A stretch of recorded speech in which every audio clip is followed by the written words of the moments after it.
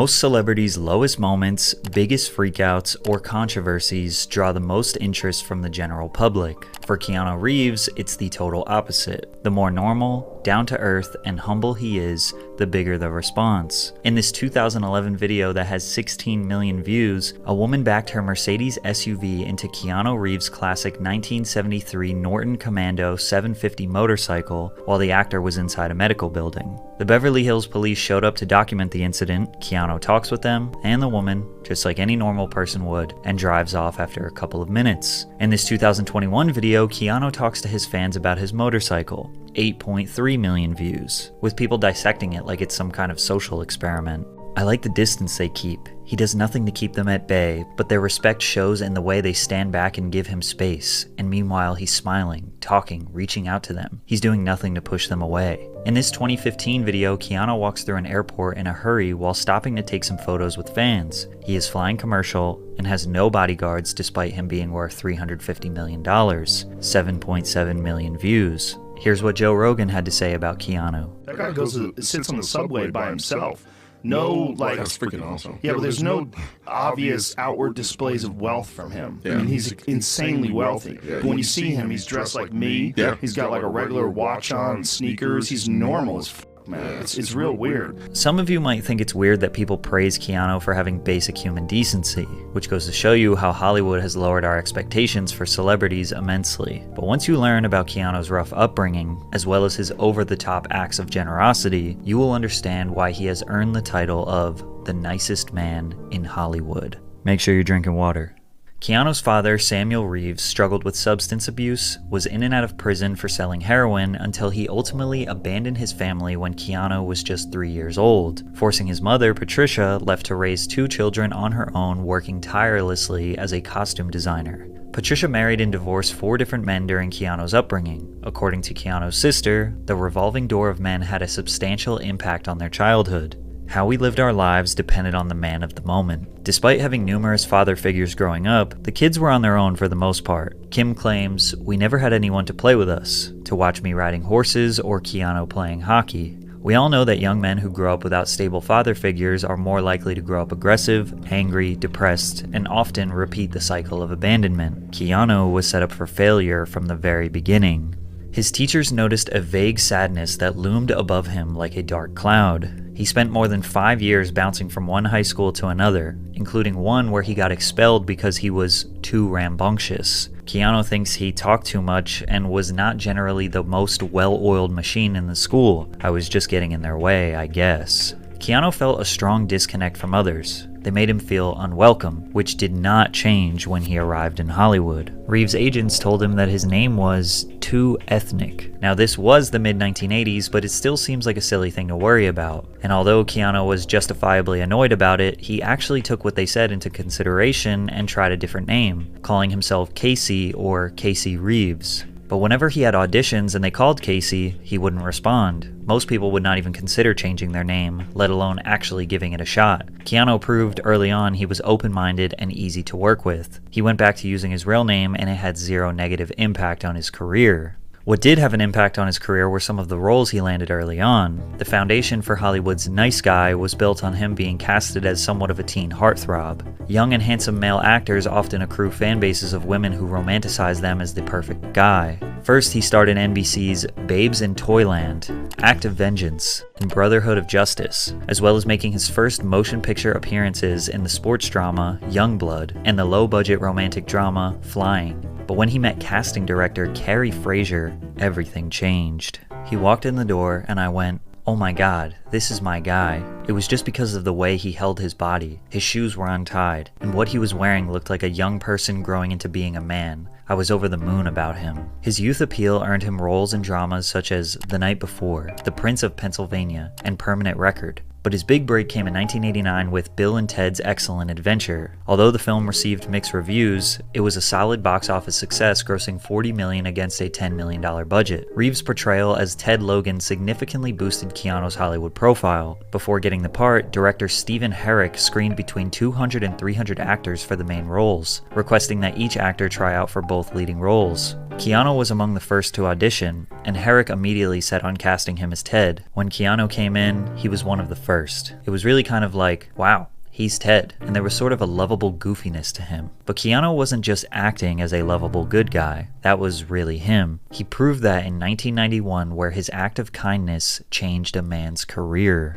In the adventure film My Own Private Idaho, Keanu co-starred along River Phoenix as a street hustler. Before filming, director Gus Van Sant struggled conceptualizing actors for the two lead roles. He sent the script out to Keanu and River's agents expecting them to reject it. Reeves' agent was open to the project, however, Phoenix's agent stopped reading the screenplay halfway down the first page, adamantly declining. Van Sant convinced Keanu to personally deliver the script to River Phoenix at his home in Florida since they were friends. Keanu did the director a massive favor, and over the 1990 Christmas holiday, he rode his motorcycle from his family home in Canada to the Phoenix family ranch in Macanopy, Florida, roughly a 2,100 kilometer or 1,300 mile ride. After the long ride, River read the script and wanted the role that Keanu was casted as, but they convinced him to take the edgier role of the drug-addicted hustler Mike, which he accepted. The craziest part is, River ended up getting way more praise than Keanu in this film. Phoenix won Best Actor honors at the Venice Film Festival, the National Society of Film Critics, and the Independent Spirit Awards.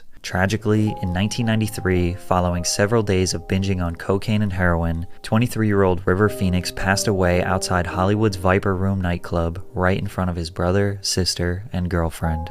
Keanu has rarely mentioned his close friendship with River over the years, opting to keep that part of his life private, but River's death still feels like a fresh wound to Keanu's heart even 30 years later. But if we're being honest, Keanu driving that motorcycle wasn't much of a sacrifice. That man loves to ride. However, during the filming of The Devil's Advocate, he gave up something that 99% of other actors wouldn't: money. The Devil's Advocate is a supernatural thriller that follows a young lawyer who dives deep into the dark world of success and temptation. While casting, producers approached Oscar winner Al Pacino, who turned down the role of John Milton 3 separate times due to the cliché nature of the character. Pacino even suggested Robert Redford and Sean Connery for the role. Keanu reportedly took a substantial pay cut worth millions of dollars so that producers could meet Al Pacino's salary demands. And yet again, Keanu's sacrifice benefited everyone but him. The film grossed over $61 million at the box office, and Al Pacino's performance was highly praised as one of the few bright spots in the film, and it wasn't the last time he gave up some of his salary. The actor reportedly took a 90% pay cut 3 years later so that he could star alongside Gene Hackman in The Replacements.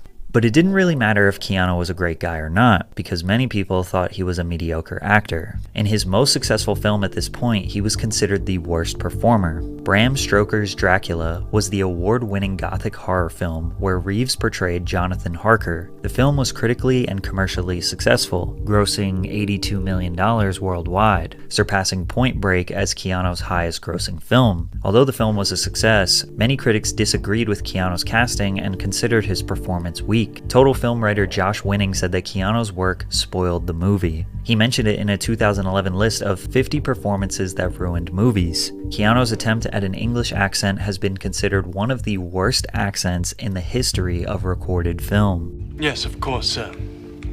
If I may inquire, what in fact happened to Mr. Renfield in Transylvania? But it doesn't stop there. In 1993, Keanu had a role in the Shakespearean-based romantic comedy Much Ado About Nothing. Despite receiving positive reviews, Reeves' casting once again garnered criticism, and he would be nominated for Worst Supporting Actor at the Golden Raspberry Awards. After 2 more lackluster drama films, Keanu's career was on life support. Luckily for him, something big was right around the corner. Speed, an action classic whose premise revolves around a bus that is rigged by a terrorist to explode if its speed falls below 50 miles per hour. In 1993, executives were looking for an actor to portray the protagonist, Officer Jack Traven. They considered Tom Cruise, Tom Hanks, Wesley Snipes, and Woody Harrelson, but landed on Keanu. And again, he had to make some major sacrifices for this role. The director, Jean de Bont, didn't want the character to have long hair, so Keanu shaved his head. But then the studio executives got so upset over his shaved head that they demanded he wear a wig. But this was the director's vision, so they trusted him. However, there were more problems. De Bont didn't think Reeves looked strong enough. The thing with Keanu is that he looks very boyish. I didn't want him to be like a kid, and he loves to be like a kid. Keanu was yet again dedicated to completing a director's vision. He spent 2 months filling out his frame and getting in shape for the role. He was nervous in the beginning, playing, then he got addicted to the adrenaline.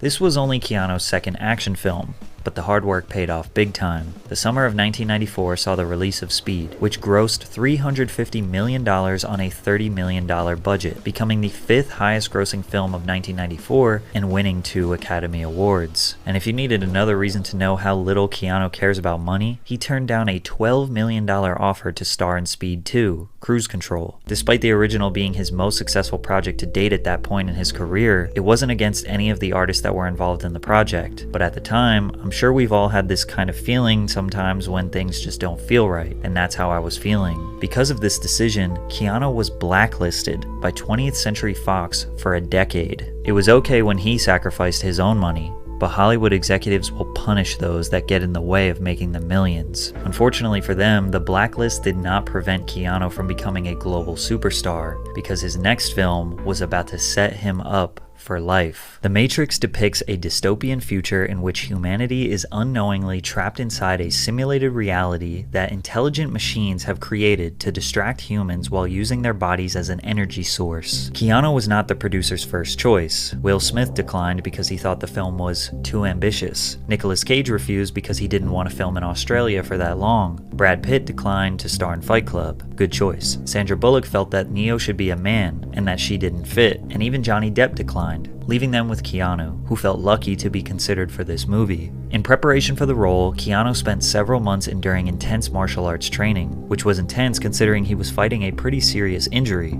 He had a bulging disc in his spine, which led to him having a 2-level fusion on his spine before training and getting a plate in his neck. He never told anyone because he wouldn't have been able to do the film, so he trained for The Matrix in a neck brace. Upon release, The Matrix opened to widespread acclaim from critics who praised its innovative visual effects, action sequences, cinematography, and entertainment value. It was a massive success at the box office, grossing over $460 million on a $63 million budget, becoming the highest grossing Warner Bros. Film of 1999 and the 4th highest grossing film of that year. Keanu reportedly made $14 million for his role before scoring an extra $49 million after the film because of the box office success. The Matrix is a classic, and although Keanu was a successful actor before, he had officially secured legendary status with this film. As if his father's abandonment and losing his best friend wasn't enough pain inflicted on Keanu, he was about to face another tragedy immediately at the highest point in his life. Keanu and his girlfriend Jennifer Syme were expecting the birth of their first child. The baby was stillborn 8 months into Jennifer's pregnancy, which they found out on Christmas Eve in 1999. Suffering from postnatal depression and the grief of losing their child, the relationship didn't last as Keanu and Jennifer eventually split. They remained good friends and were on the verge of getting back together until Jennifer died in a tragic car accident in 2001, just one day after she'd met with Keanu. And even with this unfathomable amount of tragedy, Keanu remains strong and uses his grief as motivation to give to others, because shortly after this, Keanu started a cancer foundation. In 2009, Reeves revealed that he has a private foundation that's been running for 5 or 6 years, and it helps aid a couple of children's hospitals and cancer research. I don't like to attach my name to it, I just let the foundation do what it does. Where most celebrities try to indulge in their own moral grandstanding and pretentiousness when they do a good deed, Keanu kept it private for as long as possible, but his generosity doesn't stop there. During production of the sequel, The Matrix Reloaded, Keanu filmed a scene where his character Neo was involved in a battle fighting a bunch of clones of Agent Smith. The scene involved a dozen stuntmen who all acted as different Smiths in the scene. To thank them for their hard work, Keanu generously gave each member of the film's stunt team a brand new Harley-Davidson motorbike. And no, this wasn't the only time he ever gave gifts to cast members. Reeves gave his John Wick Chapter 4 stunt team personalized Rolex Submariner watches to thank them for their hard work. The watches were worth $10,000 each. He also took care of the Matrix Resurrection stunt team, booking them an all-expenses-paid trip to the premiere. As a token of his appreciation, Reeves took care of the private jet travel and hotel accommodations, premiere tickets, and even organized a special post-premiere brunch for invitees, among other gifts. It was reported by by multiple news outlets that Keanu donated $31.5 million, or 70% of his Matrix money, to cancer research. However, the story is not true. Keanu Reeves did not donate 70% of his salary to charity, his publicist confirmed. The internet immediately ran with this narrative because anytime they can get an excuse to praise Keanu for his generosity, they will take it. And after all, it does seem like something he would do. Ironically, the gesture that got him the most praise and attention was by far the most simple and normal. In 2011, this video of Keanu on the New York City subway went viral. After noticing a woman carrying a hefty bag, he pointed to his seat and asked if she wanted to sit down. The woman accepted the offer, at which point Keanu got up to let her take the seat he was occupying. The video has more than 42 million views. Just the idea of him riding the subway instead of some limousine or having a personalized driver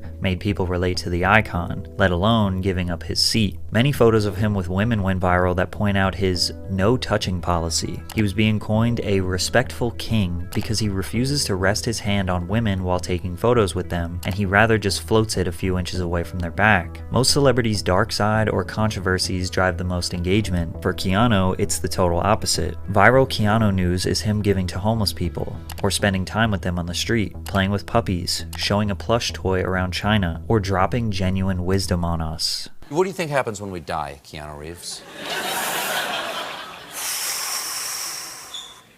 I know that the ones who love us will miss us. With all the pain Keanu has experienced, combined with the massive success he's had in Hollywood, he chose to remain a kind-hearted, humble man rather than a self-righteous narcissist. Most celebrities sell their souls for fame and fortune. Keanu uses his fame and fortune to help others. And although it may seem like he is over-celebrated for the smallest acts of kindness, Keanu Reeves has proved time and time again that he isn't a great guy by Hollywood standards, he is just a great human being.